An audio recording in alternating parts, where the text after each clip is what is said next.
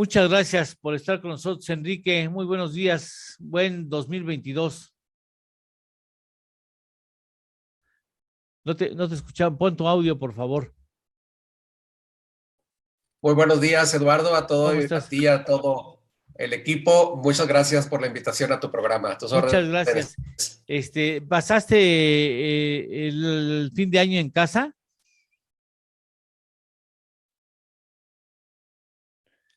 Enrique, ¿pasaste el fin de año en casa? Pasé el fin de año en casa, efectivamente, eh, por fortuna saludable, Qué bueno. aunque pues con muchos amigos y familiares enfermos, sobre todo en Sí. enero. Sí, aquí en casa de ustedes ya llegó el bicho, ¿no? Así uno se cuida y de repente así, en un chasquido de dedos, ¡pum!, las cosas cambian. Y ahora ya tenemos enfermos y obviamente pues uno también está en alto riesgo de ser contagiado si tenemos que cuidar a uno de los hijos, ¿no? O a dos, ya en realidad son dos de los hijos enfermos, ¿no? Pero bueno, y a pesar de tener un esquema de control importante. Y te preguntaba por eso, porque bueno, viviste, fuiste enterado por los medios de los últimos indicadores de la economía, del trayecto económico, y todo parece indicar que por lo menos estamos con un estancamiento económico con inflación. A ver, ¿eh? A sabiendas de que podría empeorar el diagnóstico, porque ya hay grupos financieros que están diciendo que es posible que la economía mexicana haya ingresado en una recesión técnica. Entonces, para que lo pongamos en términos de manzanitas, Enrique, si tú fueras un médico y te llega un paciente con los síntomas que tiene la economía mexicana, ¿cuál sería inicialmente tu diagnóstico a reserva de hacer los exámenes necesarios? Y después, ¿cuál sería la terapia que tú indicarías? Gracias. A ver, para comenzar, y como lo estaban comentando ustedes en su reporte hace unos minutos, y lo acabas de decir, la perspectiva ha cambiado drásticamente entre los últimos cortes que se hicieron de la economía mundial en el mes de octubre y las situaciones, las actualizaciones que se hicieron recientemente, tanto por el Banco Mundial, el Fondo Monetario, la OCDE y en el caso de América Latina, la CEPAL. Y ese cambio ya se venía anticipando y eso es algo que me gustaría puntualizar. Eh, como en varias ocasiones lo has comentado aquí en tu programa y lo han comentado algunos de tus invitados, los signos, los síntomas, para ponerlo en tus términos del diagnóstico, y también varios síndromes venían adelantando desde hace por lo menos 5 meses que la economía mexicana había entrado en una fase de desaceleración. Y en los hechos, recordarás, pues ya el Banco de México en su tercer informe de 2021 ya había planteado que la recuperación se estaba desinflando. Y eso es lo que muy recientemente nos apuntó el INEGI con su indicador adelantado, y nos apuntaron también los organismos financieros internacionales con sus actualizaciones de hace apenas la semana pasada y la semana en curso. Y en todos los casos se trata de un enfriamiento, dicen algunos, de una interrupción de la recuperación o de una desaceleración. En efecto, de acuerdo al indicador adelantado de la actividad económica, estamos empezando 2022 con un estancamiento virtual. Vamos a entrar otra vez a esa discusión de si estamos en recesión o es una desaceleración. En mi opinión, es todavía una desaceleración eh, si contamos la mayor parte de las actividades económicas. Sí. Pero en efecto, es una desaceleración en condiciones de inflación creciente. El Banco de México ha tenido al país como paciente en varias de sus sesiones y como tú sabes y también se ha comentado aquí, el tema sigue siendo polémico. Voy a usar la fórmula que el Fondo Monetario Internacional aplicó hace días. El riesgo de incrementar tasas de interés en la mayor parte de los países del mundo en este momento se está dando a costa de una ralentización del crecimiento y no siempre garantizando que haya un freno a la inflación.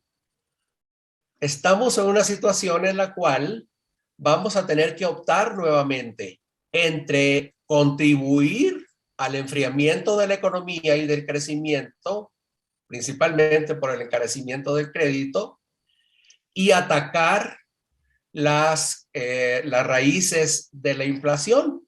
Pero como nos ha dicho medio mundo, porque es una situación compartida en el mundo, el problema está en que esta no es una inflación monetaria, no es una inflación originada en las causas convencionales de la inflación. Y ese es el punto clave a mi juicio.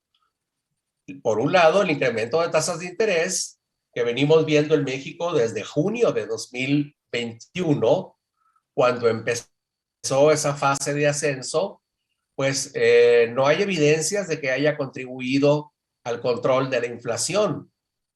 Y como lo ha dicho muchas veces Gerardo Esquivel en sus votos particulares en la Junta del Banco de México, y yo coincido con él, estos incrementos de tasas de interés han sido ineficaces, ineficientes y contraproducentes. Ineficaces porque no le dan a la causa de la inflación. Ineficientes porque pueden al revés contribuir a la inflación.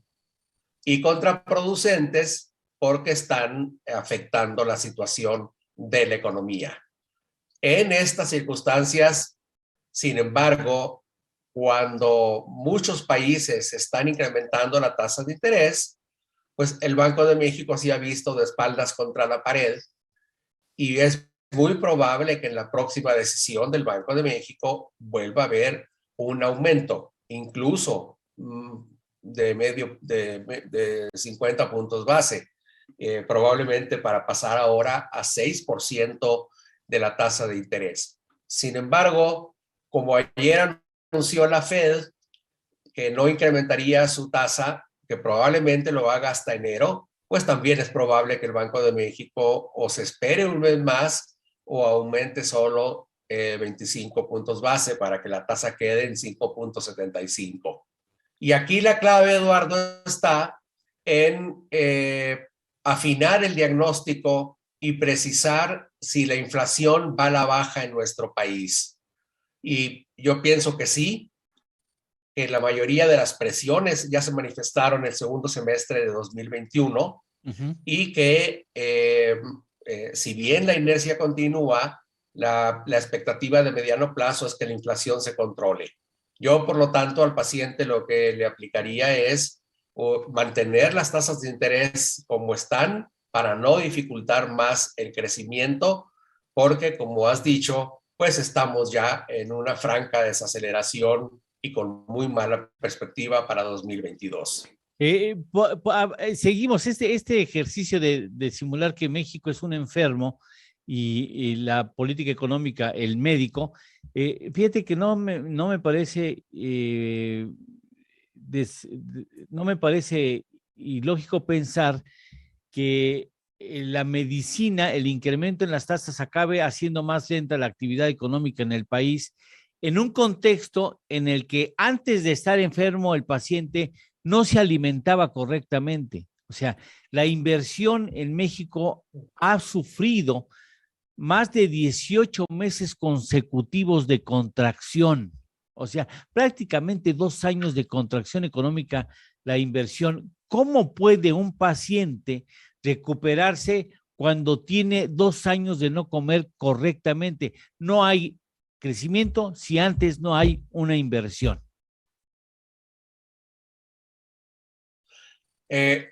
Correcto, y para seguir con tu método, en efecto, hay una morbilidad que es la inflación, pero hay una comorbilidad previa que es la anemia. Y la anemia en este paciente, que es la economía mexicana, está originada por exactamente la falta de alimento en la inversión privada y pública. Y esa comorbilidad que viene padeciendo la economía mexicana lo ha hecho, ha hecho más vulnerable. Y esa vulnerabilidad que ocasiona la anemia de la falta de inversión puede agravarse. De hecho, yo opino que se viene agravando ya por el incremento de las tasas de interés. Y entonces, la morbilidad de la inflación, en efecto, puede tener el daño colateral de incrementar la anemia, y por tanto la recuperación en el futuro de este paciente se va a complicar más. Y creo que ahí hay un punto clave. ¿Cómo es que las tasas de interés, el incremento de las tasas de interés pueden estar afectando a la inversión? Los indicadores de cierre de año de lo que nos hablan es que la inversión sigue estancada y que el coeficiente de inversión no va a superar el 19 puntos porcentuales del PIB en 2022.